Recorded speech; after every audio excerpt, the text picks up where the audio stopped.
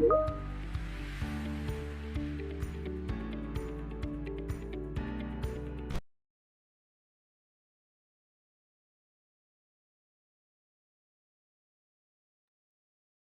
everyone. I see most of the people joined, so let's not waste our time and start our session, I believe. So please, let's start the session with opening remarks from Zulfiya Karimova, Principal Regional Cooperation Specialist of Asian Development Bank. Zulfiya, please, the floor is yours. Thank you so much, Gulshad. Just checking, can you hear me? Can you see me? All well? Yes, all well, perfect. Okay, good. Thank you so much, everybody. My name is Zulfiya Karimova, and I'm a project team leader for this project from Asian Development Bank. Good afternoon, everyone. On behalf of the CAREC program gender team, I'm very much delighted to welcome you all to today's session for the CAREC virtual women empowerment online platform guest speaker series. So thank you for being here with us. Your presence signifies your strong commitment to learning, growth, as well as empowerment of women and certainly gender equality. So we're especially excited about today's topic as it highlights something quite crucial: the immense potential of women to make a significant impact, regardless of their job or background. So we have our distinguished guest, Madina Rassulova, and she's the one who epitomizes this spirit. At just age of 19, she launched her first business venture in Singapore. She was collaborating with the global giants like Microsoft, and currently she leads pioneering green projects in Australia. So beyond her professional achievements, Madina's written works and digital content inspire a sustainable and conscious lifestyle. So Madina's journey is a testament of the fact that you don't need sometimes a formal title to ignite change. Each of us can hold the potential to start right where we are, sometimes through small steps, continuous actions, and of course, unwavering commitment. We can inspire others and also uplift our own communities, as well as influence broader policies. So Madina, we are very honored to have you with us today. I'm sure your story is not just a narrative of success, but it's also very much inspirational and encouraging. I use contagious because we eagerly wait for your insights and all the contagious energy you may bring. So thank you very much again for being here with us, and let's dive into this enriching experience together. So thank you so much again. Over to you, Gulshad. And I think before we give a floor to Madina, let's have a family picture. Thank you very much, Zulfiya, for your inspiring words. And we are all very much excited to see the Madina. But first, let's please make the photo. And can I ask, please, our participants to turn the camera on and be ready, smile. And Charles or Cass, please let us know when we are ready. Okay, please open your cameras. Okay, on a count of 3. 1, 2, 3, smile. Okay, another one. On a count of 3. 1, 2, 3, smile. Thank you. Thank you very much, Thank Charles. you. Thank you very much. So now I'm happy to introduce our speaker, Madina Rassulova. Madina is a communication expert, climate advocate, and co-founder of the Seek to Serve. From launching startups to leading corporate marketing and now pushing for sustainability in Australia, her journey is indeed about turning creativity into the powerful impact. So we are all very much excited to hear your story, Madina. Please, the floor is yours. Thank you so much, Gulshad, and thank you, Zulfiya, for the kind words in the introduction. I'm very grateful for this opportunity to the Asian Development Bank and the CAREC Women Powered platform. I'm very excited to see everyone today, and welcome to this session. I'm going to share my screen right now. Let me know if you can see it. Awesome. So my name is Madina, and I am from Kazakhstan, but right now I'm communicating all the way from Australia as I'm doing my master's in environment here. I'm an environmentalist. I'm also a book author. I wrote a book connecting nutrition to sustainability, to human health and animal welfare. And I'm also an entrepreneur. I've led several projects, but right now I'm focusing on a sustainable food business here in Australia. This session is going to be very interesting. Hopefully, you will learn a lot about my journey, about the lessons that I've learned, and we can get right into it. This session will consist of several parts. First of all, we will go into the journey that I've had as a woman in STEM. I will talk more about climate action in unexpected places that I've found and share more insights on how each of you can lead change no matter where you are. Hopefully, at the end of the session, we will also have some time for Q&A, so you will be able to ask your own questions. And before I get into the story, my personal story, I think it's important to understand why it's important to talk about sustainability, why the topic of climate change should be of everyone's interest. If we look at the global scale, global warming is happening at an unprecedented rate right now. Our home, our one and only planet, is heating up, and it's going to affect everyone. It's already affecting a lot of people. If we look at the graph on this slide, it will show you the climate change effect on different generations. All the little bars, which are different colors, they show the global temperature change comparing to the pre-industrial levels. And if you can look at the right side, it's going to show you how it's going to be in the future. So that's going to be the annual global temperature change. And climate change affects different generations on very different levels. So for a person born in 1980s, they will only see gradual change. For a person born in 1950s, it's going to be a very mild change. However, for current and future generations, we're going to see more and more effects of the climate change, more extreme temperatures. So for example, for a person born in 2020, they only are going to see the planet in very different climate to what we know right now. And the future is literally in our hands because all of these different future emission scenarios are calculated and depend on how we address climate change with our daily actions. But when we talk about global things, sometimes it's really hard for people to relate because when you don't see change happening with your own eyes, if you're not affected by any of these extreme events, it's hard to understand how big the problem is. So to localize it, when we talk about our region, Central Asian, like Kazakhstan, my home country, it's at a very high risk of extreme climate events, and we already see droughts happening, we see floods, and all of these things threaten agriculture, energy systems, water security, and other resource access. Those are the key pillars of regional economies, and they will inevitably affect our society. Central Asia in itself is highly vulnerable to climate-driven migration. And unfortunately, it's going to be the most vulnerable communities, those people living in rural areas who will be affected the most. It's usually the people who also are in farming or agriculture. And with climate change, those professions and those job occupations might actually be the ones that will see the biggest effect. And that means that those people will be left without their home as the land will be unlivable, and they will have to find not only a new home, but also a new way to make their living. There are some projections that by 2050, Central Asian region and Eastern Europe will have around 5 million climate-driven migrants. So keeping that in mind, we dive into the next reason why this topic is very important.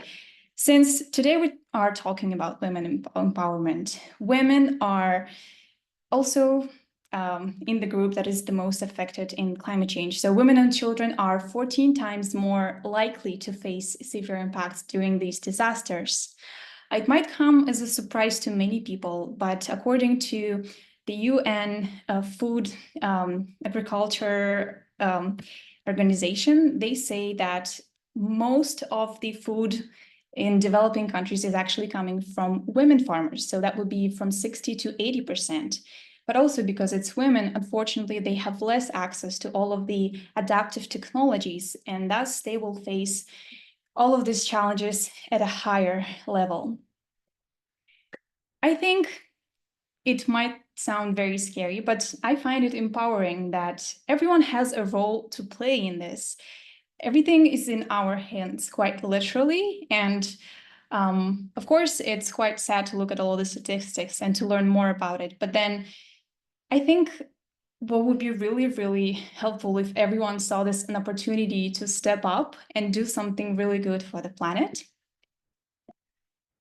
This is where we go to the easier part. When we understood why this topic is important, I'm going to share how I came to be in sustainability, because I've never really expected to be in this space at all.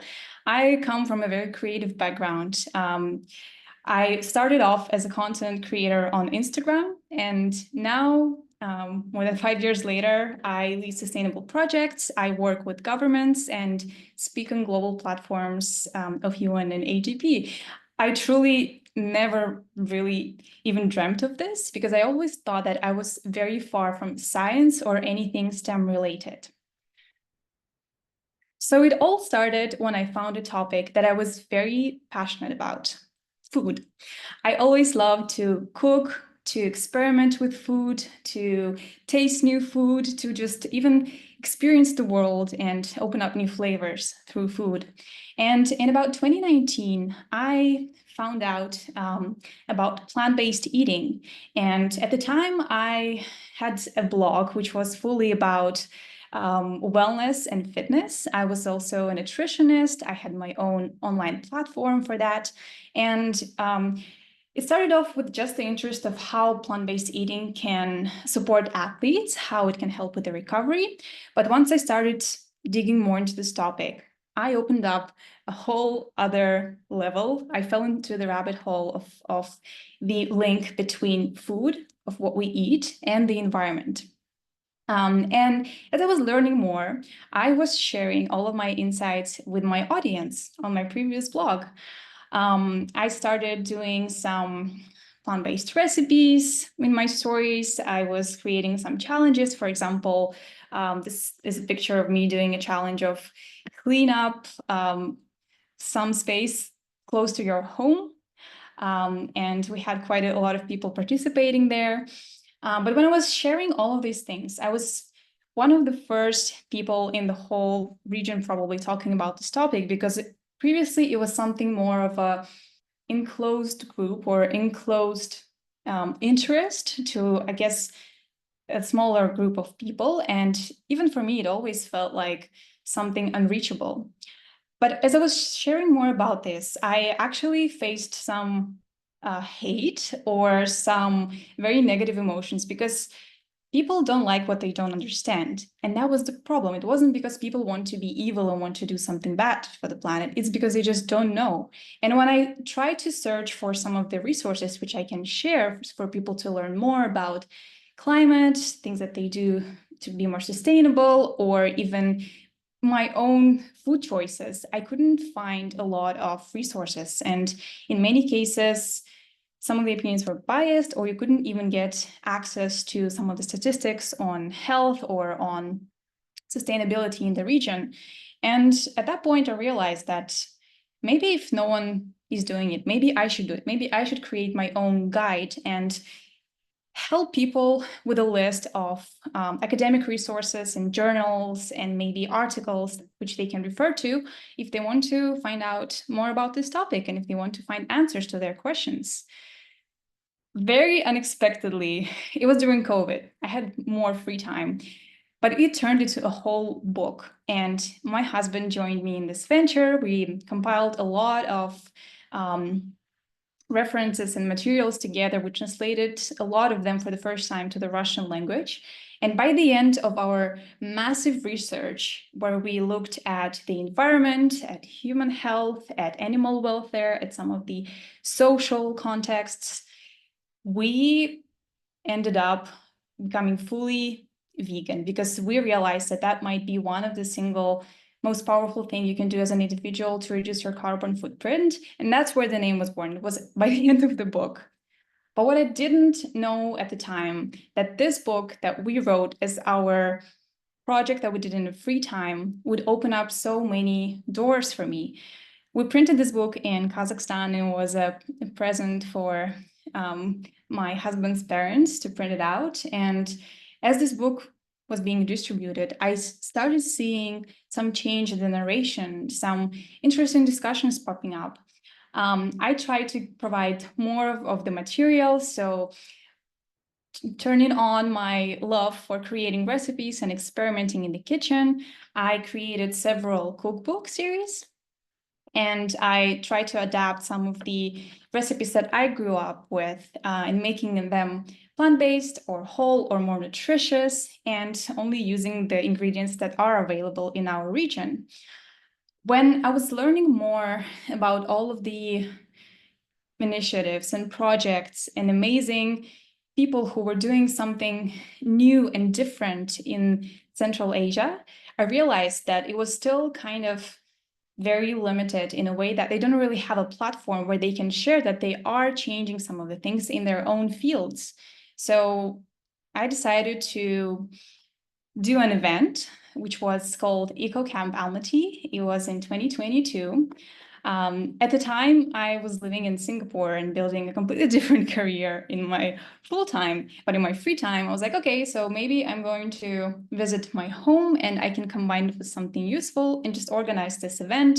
It was organized fully remotely. It was just me and my husband. And I wanted to do something not only informative, but also educational and entertaining. So we had a panel of different speakers, and they were talking about topics such as law and cultural identity. How can you preserve your heritage, but also find new ways, improve your ways of living life and approaching some of the everyday decisions. We had speakers on sustainable fashion who were doing amazing things and making clothes out of apple skin and banana peels.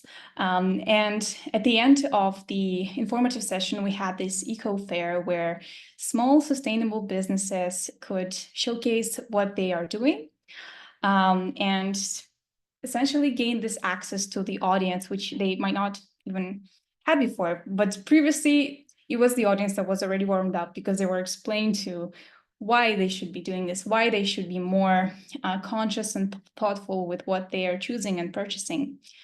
So that was the first event. We had around 120 people. Oh, one of the most exciting things that came out of this event was that at the beginning, when I was organizing it, it also was supposed to be something very small, like a small gathering at a cafeteria. But as I went along and I was finding out more people and I saw more interest in it, it was taking its shape throughout a couple of months that I was organizing it. And what was the most unexpected thing for me was that I decided to try my luck and reach out to the Ministry of Ecology of Kazakhstan and see if the Minister of Ecology would be open to support our event and do an official opening and share a little bit about her opinion on what could be done in the sustainable space. And to my surprise, she actually responded, and she was actually open to come onto this event, although virtually, but to give her time and to do an official commencement and to share on the link of agriculture and sustainability in Kazakhstan. And that was the first aha moment for me, where I realized that maybe you don't need to be a huge business or a huge organization to somehow work with governments. If you are able to present your idea in an interesting way, you might involve some of the bigger players in the game. The following year, I was invited to another event, which was a much bigger event. It was called Omerfest. It was also in Kazakhstan, in Almaty, and that was more of an international scale because we had some international speakers coming in. We had Peter Singer, who is the father of the animal liberation movement. He was talking about his experience in joining the event all the way from Australia remotely. We also had the Minister of Ecology, Zulfiya Suleimanova, open that event as well. But that one was definitely big. It was around 2,000 attendees or even more, but it lasted a couple of days. And that event, I think, was a turning point for me and for the whole green movement in Kazakhstan, because that was one of the first occurrences where we actually got wider media coverage on this topic. As again, previously it used to be something a bit more small or something that was not really talked about, but this happened to push this idea of sustainability and sustainable choices into the masses. I kept sharing all of my sustainable living insights on my blog. And a couple of years ago, I was invited to Nazarbayev University to give a lecture on sustainable development in your personal life and in your career. That was an amazing session. And due to all of these things that I've done in my free time, this year, or was it last year? Yeah, in 2024, there was a COP29 in Baku, Azerbaijan, and I was actually included there in a book that was presented in our Kazakhstan pavilion, as I was included into a list of green innovators of Kazakhstan due to my input to sharing more about this topic, but also to shedding a light to all of these sustainable initiatives and helping to bring this movement into the masses. Mind you, I had a completely different career happening at the same time. And although my interest in sustainability got sparked in 2019 to 2020, I was really scared to do this full time because I saw many things as a barrier. Me being a woman maybe was one of them, but also I just thought that it would be too scary and too complex for me to tackle. So as a safe option, I decided to continue with my career, which I saw was going into the right direction, into the direction of being considered successful in the society, but still doing some of the projects of my own passion and continuing to learn.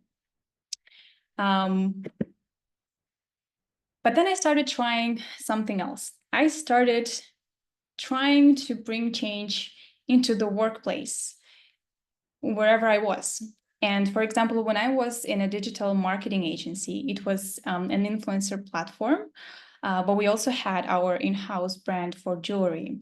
And I decided to pitch this idea of creating a Plant Forward campaign where we would collaborate with a nonprofit organization that would plant trees for engagement.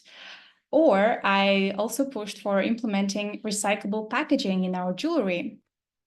I moved on to Microsoft, and my role there was business program manager, so also not about sustainability, also working in marketing. But I try to be very active and vocal about this topic. So whenever we had any events, I would bring this up. I would join all of the workshops and all the events about sustainability, not only to learn more, but also to participate in the discussions. I participated in a competition to introduce some of the plant-based recipes in cafeterias in order to bring some of the Scope 3 emissions down. And I won, and my recipes were introduced in Japan, India, and Singapore Microsoft cafeterias. That was very exciting. And I also took an advantage of doing a lot of learning and courses and training. That's where I learned that you can be a sustainable engineer, and you can actually engineer your software or hardware in a way that it can use less energy and be more sustainable. And because of these things and because of my engagement, I've earned a Sustainability in Action badge. And these things, these changes that I've made along the way, the workplaces that I was, started opening up new ideas in my head that you don't really need a sustainable job to make a sustainable impact. In fact, everything can be made more sustainable. And you can't really separate sustainability as its own separate field, because now everything needs to become more sustainable. And we see more and more corporations and organizations rolling out their sustainable commitments and trying to add in more sustainable initiatives.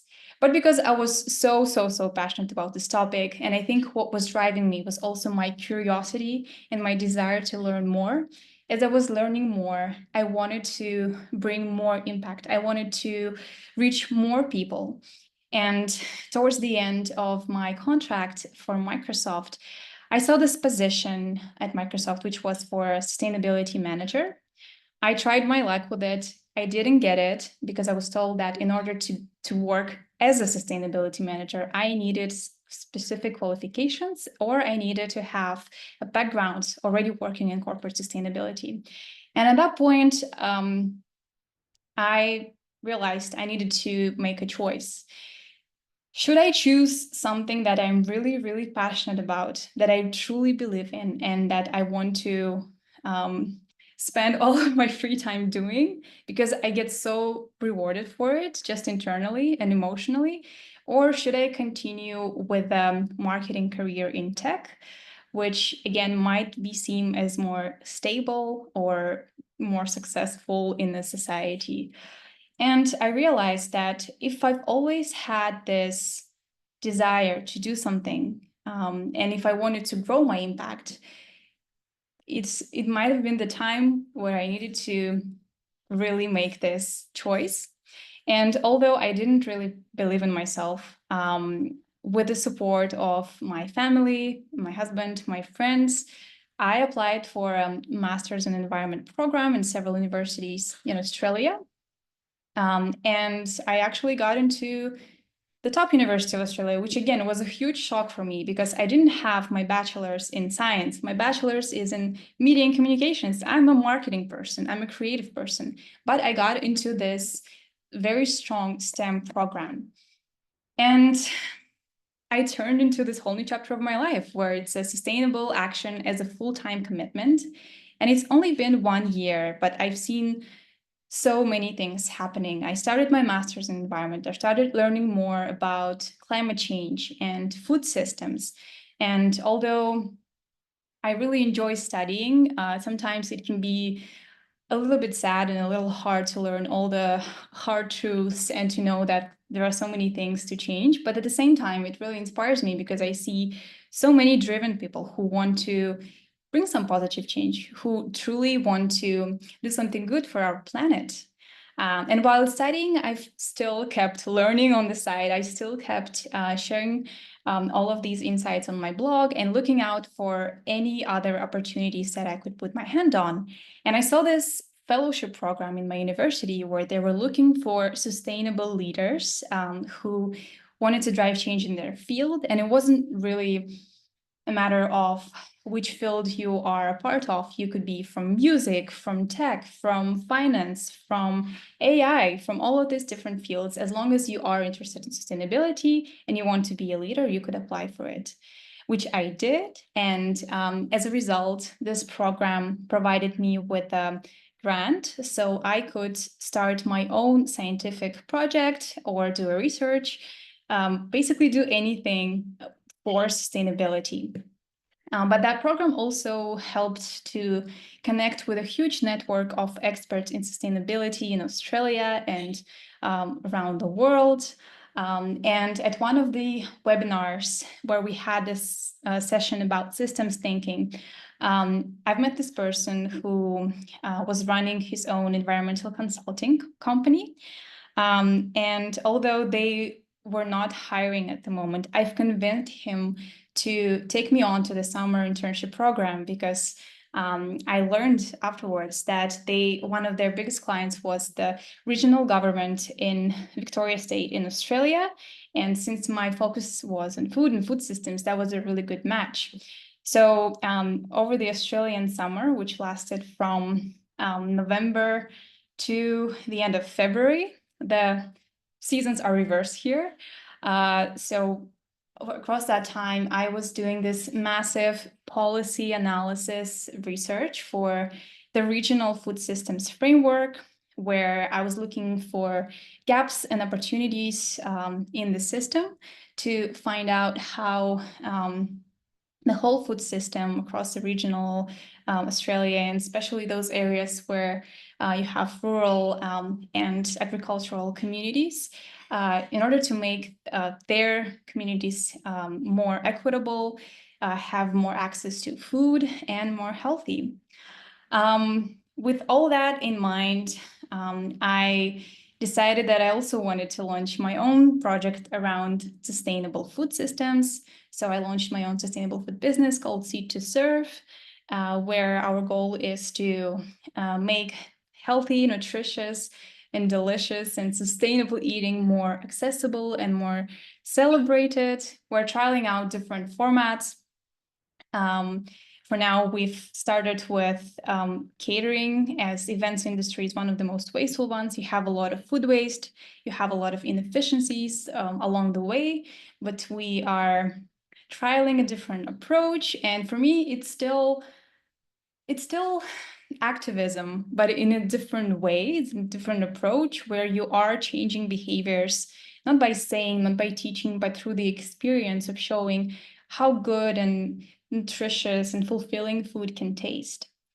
And throughout this whole year, I was also applying for a lot of different programs and awards, and I was also awarded the Agilent Women in Science Leadership Award, which I'm really, really excited about. But I know this seems like things come very easy, but in reality, before every step that I took, I was terrified. I was genuinely very scared because I had all of these fears and barriers in my head, which were stopping me from taking the action much earlier. For example, my first fear was that I don't look like a scientist.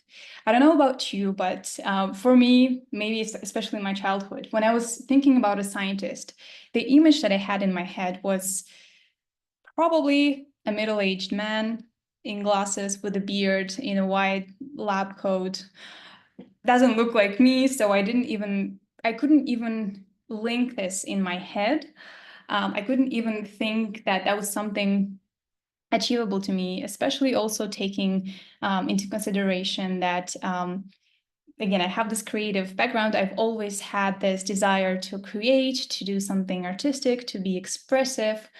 And I thought that even if I tried to go into these more complicated topics, I wouldn't be taken seriously because of the way I look, because of my gender, and all of these other fears that I created in my head. But in reality, jobs don't have looks or genders. And the more diversity that we have in STEM, the more options we leave for next generations. And in the course of my work in the sustainability field, I've met so many amazing women, inspiring women who are driving huge things, who are bringing so much positive change, but they're not always talked about. They're not always highlighted. And that's why I made it such a big point to not only share my own story and showcase that, yeah, you can be a climate scientist or like environmentalist looking like me and still love all the girly things and still love fashion, but make it more sustainable. But also just highlighting and showcasing all of the different stories of women in STEM who are amazing, who are very inspirational, at least to me.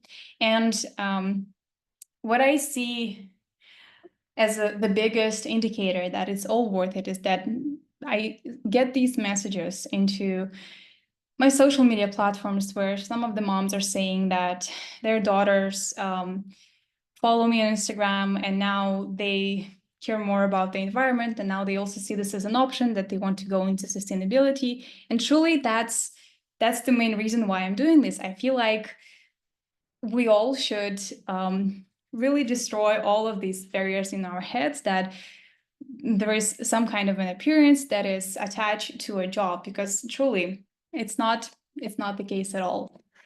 And another fear that I had was that I can solve big, complex global problems as just one individual, because the problems are so big, you can't even imagine them. And what can you do as just one individual? But the truth is that we all just need to start from where we are and to just do what is possible. It's important to not put extreme expectations of greatness or perfection on yourself, because I feel like this all or nothing mindset, it really kills not only creativity, but also it makes you prone to burnout. You don't need to write a book to be a leader. You don't need to do all of these huge things or run huge events.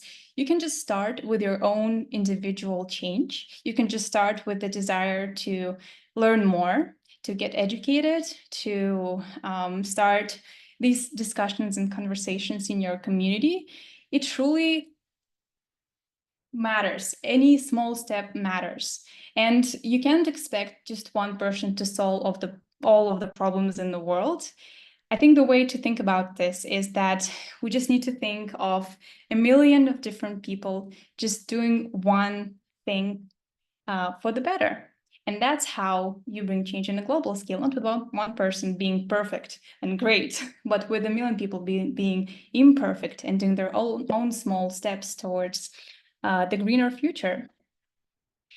My experience and my story showed me that leadership doesn't mean having the word leader or manager in your title.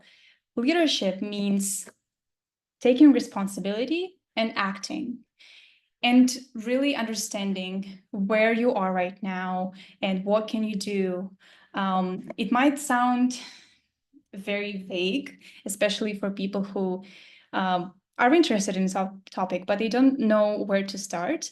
And I came across this interesting post on LinkedIn from Mikkel Larsen, who was talking about his personal sustainable development goals.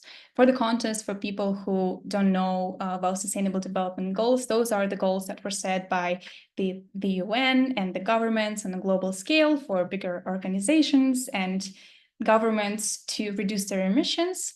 And we can apply a similar structure to us and really look at some of the areas of our lives where we can start making change. And you can look at this screen here, maybe take a photo of it for your own reference, but just start with one sustainable development goal of your own. Just look at one area of your life where you can start making more conscious choices, start being more sustainable.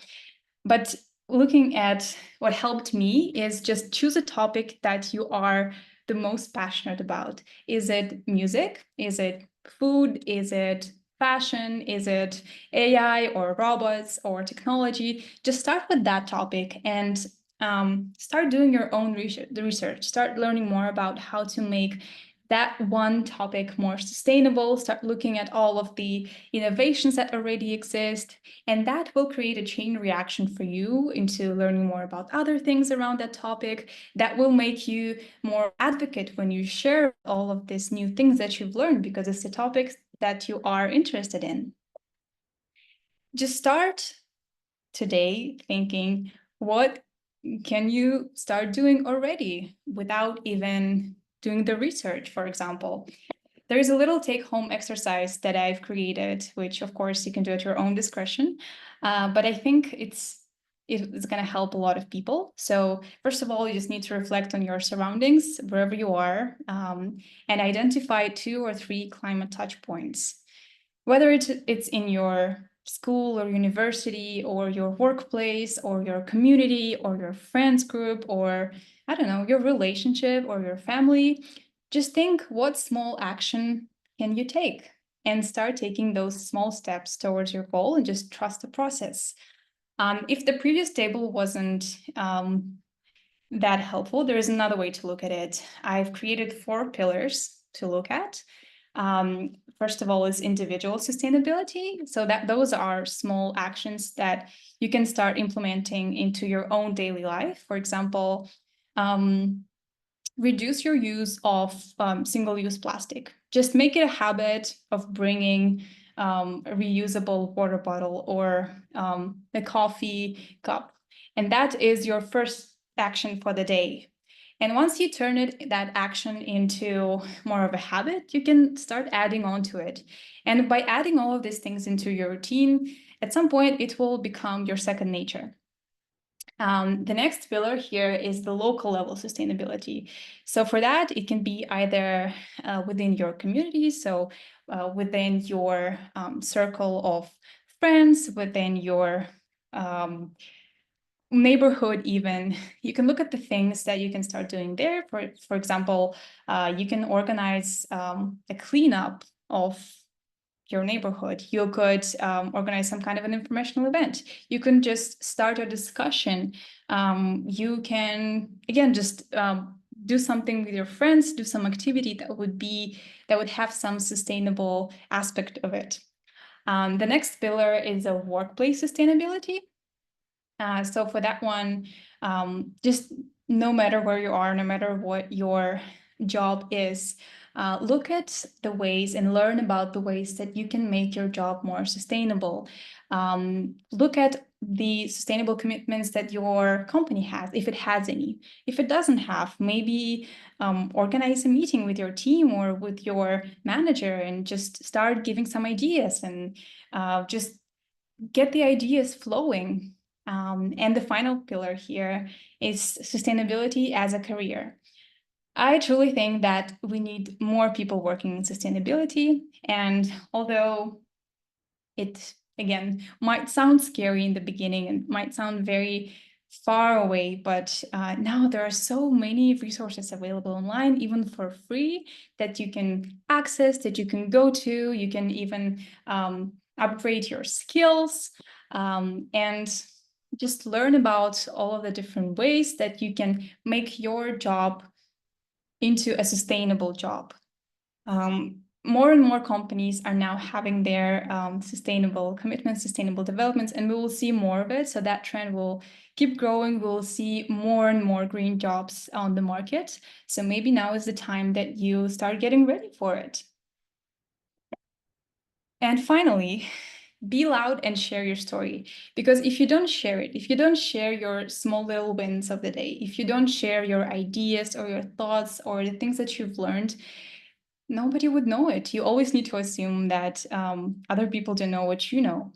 And just be very open with it. Just don't be afraid to be yourself while you are sharing this, because I feel like, again, we need more representation. We need more women in these fields sharing their stories. We need to celebrate other stories and be supportive there. And that's how you create more opportunities, and that's how you create more interest in the topics, and that's how you can bring your own positive impact into your society, into your region or country or the world. You never know where you might end up. And to start wrapping up this session, I want to share that CAREC has a lot of resources that you definitely should look at.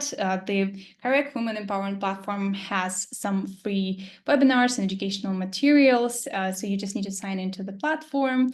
And also, if you are already driving some innovation or you have some projects in the gender or in the green space, then you can apply for this award. It's still running. I think it's until the 30th of April, but you definitely should apply, because don't miss any opportunity, especially this one. It's a really good one and a very inspirational one. The key takeaways from this session should be to get curious and learn more about climate change from your own perspective, from your own area of interest, to find your own ways of driving change. Just make it yours. Just make it something new, even if you don't see that created before. And to use your voice, skills, and networks to maximize your impact, to realize your impact and realize your potential, because you never know until you try. Thank you so much for your attention. The session has come to an end. You can see some of my contacts here, but also we have some time for the questions. So Gulshat, right back at you.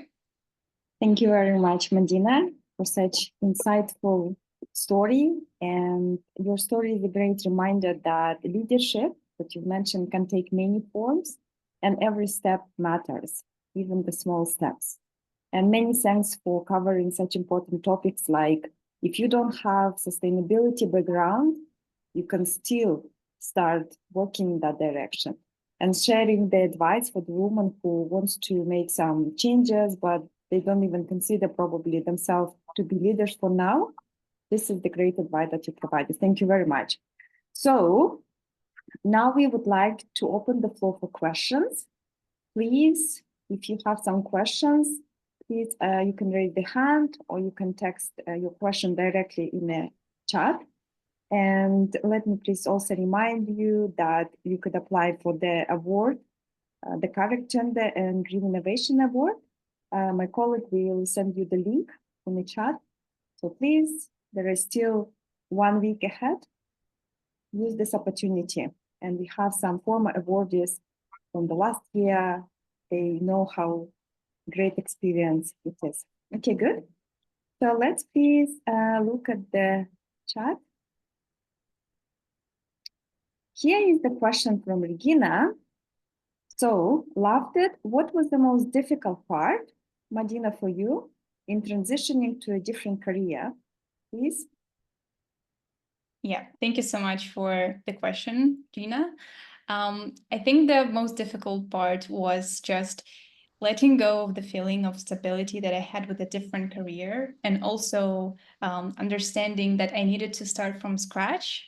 I needed to go back into studying after 5 years of working. I needed to go into very difficult topics, which were STEM topics, so very, very scientific, very technical, read a lot of scientific literature, and just taking that full responsibility that now I'm doing this full time. Now there is no way out of it, but that was the thing that also inspired me the most, that now I'm committed to it and I'm actually doing it, which I didn't really think I would be able to do.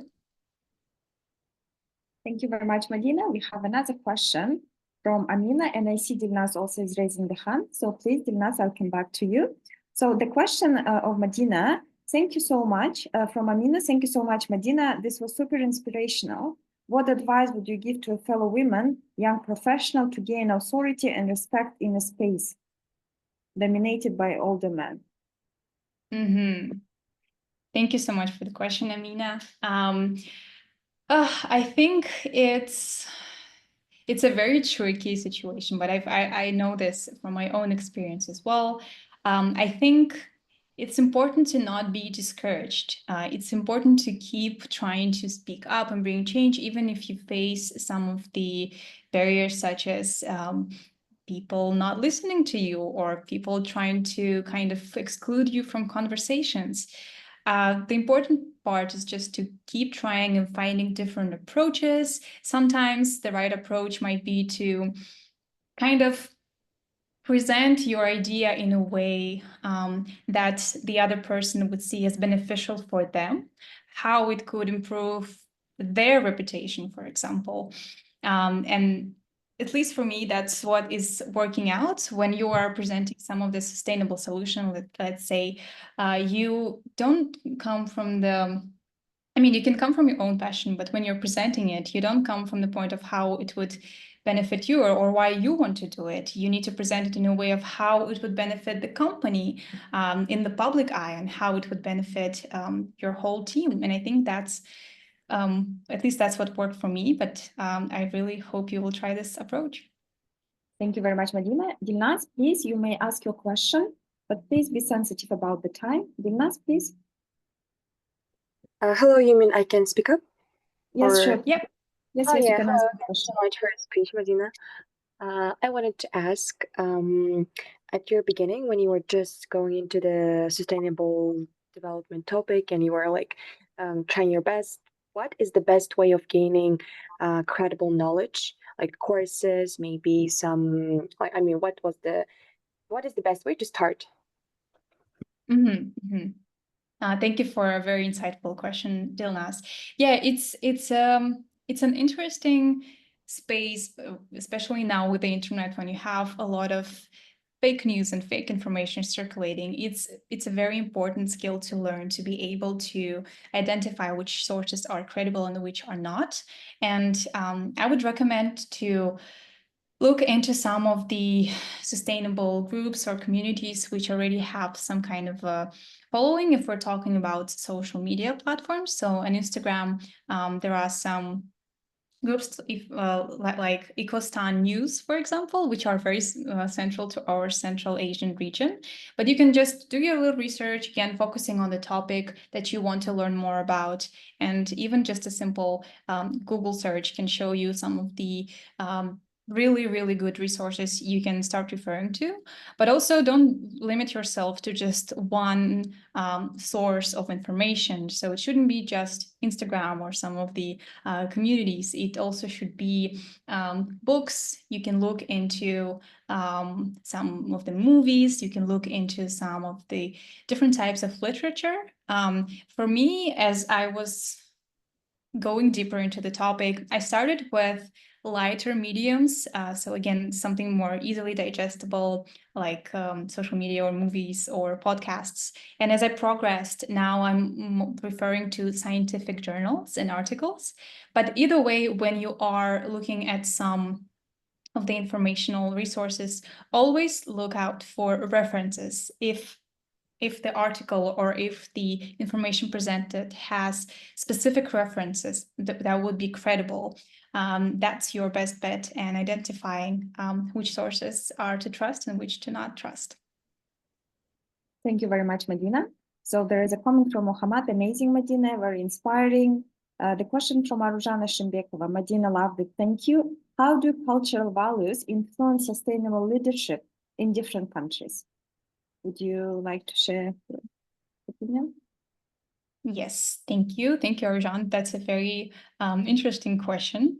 I think that everything is always very local. So again, if you have some of the solutions which might be popular in some of the different parts of the world, those solutions might not be applicable to other parts of the world and vice versa.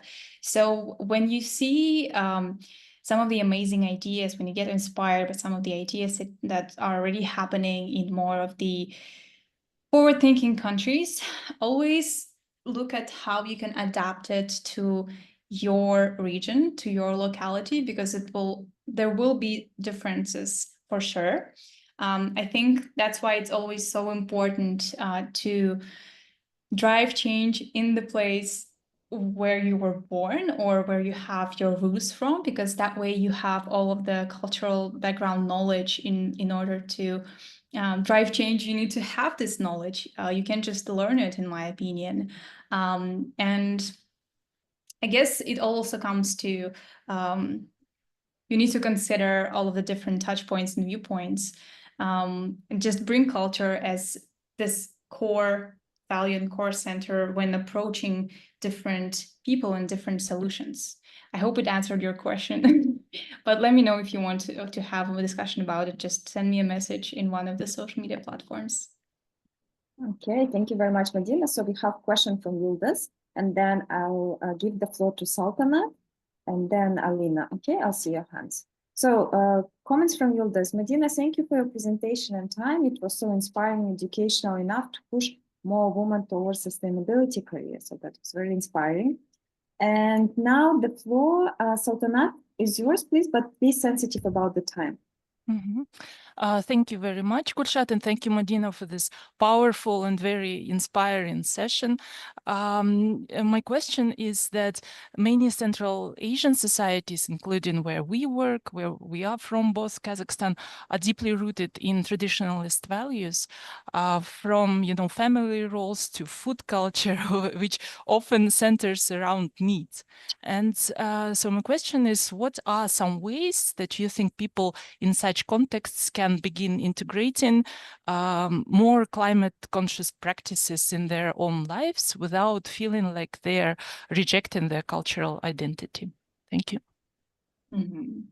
Oh, thank you, Sultana. That's a very beautifully loaded question. I love those questions. And that's also the topic that is very close to my heart, because I also came face to face with this topic and with this problem in the beginning of my journey. Because, yeah, when you have the notion of tradition and culture, definitely there's a lot of attachment to that. And when you're trying to question or like change those practices, you will feel and you will see a lot of resistance. But what I think, or what I've come to realize from a lot of trial and error, is that you can't change things by saying that things that were done previously are wrong, because they're not wrong. They worked in the previous scenarios. They worked in the way that the world previously worked. It's just now when we have all of these different options, we could choose, we could be more cautious and conscious with our decisions. And I think it's beautiful to carry on tradition, and we definitely should do that, but it's all about this flexibility and adaptability to the real case scenarios. So my answer to this would be to try to keep your core values and your core traditions, but change them in a way that they are a bit more sustainable.